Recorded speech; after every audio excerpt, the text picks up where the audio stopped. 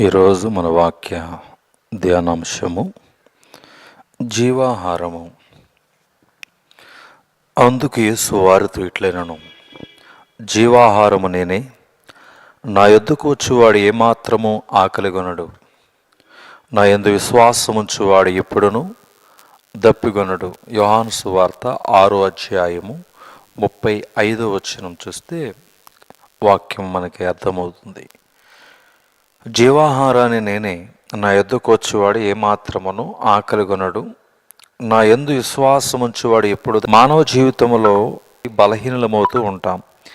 జీవిత యాత్ర కొనసాగించేటప్పుడు మన ఆత్మల ఆకలిగొని నీరసించిపోతాయి. అనేక సార్లు మన హృదయాలు కావలసిన ఆహారాన్ని దేవుని దగ్గర సంపాదించుకోవటం మరచిపోయి నిర్లక్ష్యం చేస్తాం. నేను జీవాహారాన్ని అని యేసు ప్రభు చెప్పాడు.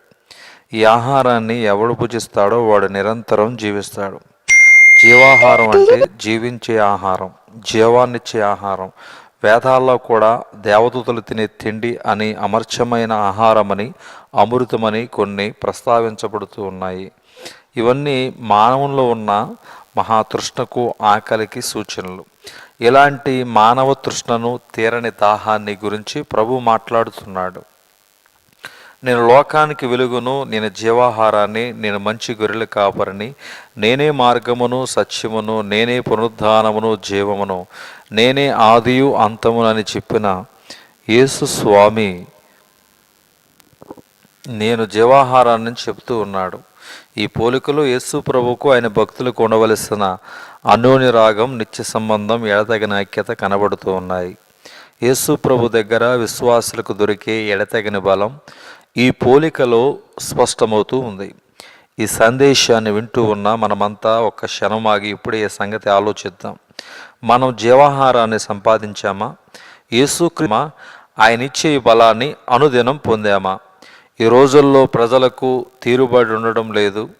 దైవ సహవాసానికి, ప్రార్థనా ధ్యానాలకు మౌనంగా దేవుని దగ్గర గడపడానికి మనకు సమయమే దొరకటం లేదు. దేవుడు మన హృదయాలతో ఏమి చెబుతున్నాడో వినడానికి మనకు వ్యవధి లేదు.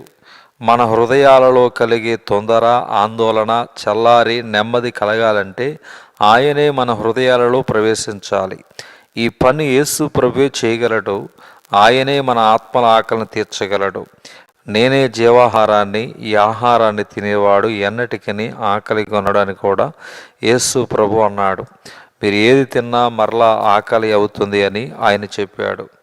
అపోస్తుడైన పౌలు యేసు ప్రభు పరలోకానికి వెళ్ళిపోయిన చాలా సంవత్సరాలకు ఒక చక్కని ఉదాంతాన్ని చక్కగా వ్రాసిపెట్టాడు. ఇది ఎంతో అందమైన భక్తిపూర్వకమైన సంఘటన.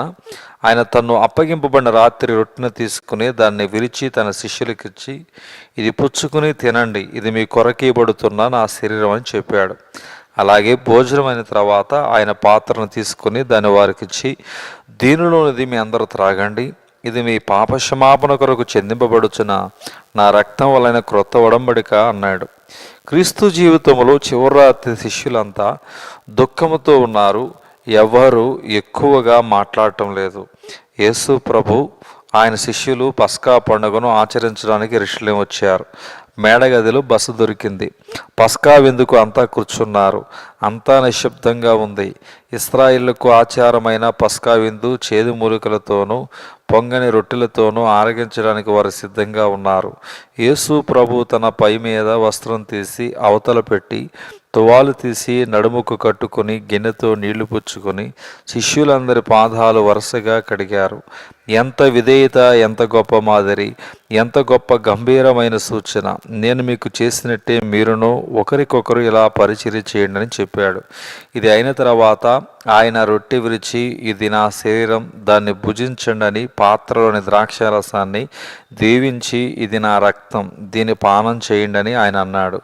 ఇందులోని గంభీరమైన అర్థాన్ని, ఆధ్యాత్మిక అర్థాన్ని వివరించడానికి భాషలు చాలవు. ఆయన తనకై తానే తన అనుచరులకు, తన ప్రియులకు సమర్పించుకున్నాడు. ఒక మర్మమైన అనుభూతిని వారికి దయచేశాడు. విచిత్రమైన రీతిగా వారు తన్ను అనుభవించాలని ఆదేశించాడు. భోజనం అయిపోయింది. శిష్యుల హృదయాలు ఏదో విచిత్రమైన అనుభూతితో నిండిపోయాయి. వారి మేడగది చల్లటి ఆ రాత్రి వేళ రాళ్లు పరిచిన యెరూషలేము వీధుల గుండా నడుచుకుంటూ పట్టణపు గవిని ద్వారం దాటి ఒక లోయ గుండా నడిచి ఎదురుగా ఉన్న ఒలీవ కొండకు వచ్చారు. ఆయన అక్కడ మోకరించి ప్రార్థన చేశాడు. తన కోసం, తన అనుచరుల కోసం, లోకం అంతటి కోసం ఆయన ప్రార్థించాడు. ఆయన తన ప్రాణాన్ని లోకం కోసం అర్పించాడు. లోకములో ఉన్న పాపం కోసం తన ప్రాణాన్ని బలియాగం చేశాడు. నేనే జీవాహారాన్ని అని ఆయన చెప్పాడు. ఆయన రక్షించిన వారికి ఆకలి ఉండదు, మరణం ఉండదు. ఆయనే నరులకు ఆకలిని తీర్చగల ఆహారం, దప్పిని తీర్చగల నిత్య జీవజలం. ఆయన మన హృదయాల్లో ప్రవేశిస్తే మన ఆత్మలకు గొప్ప విందు, నిర్జీవమైన మన ప్రాణాలకు ఆయనే గొప్ప సత్తువ, అలసిపోయిన మన హృదయాలకు ఆయనే విశ్రాంతి.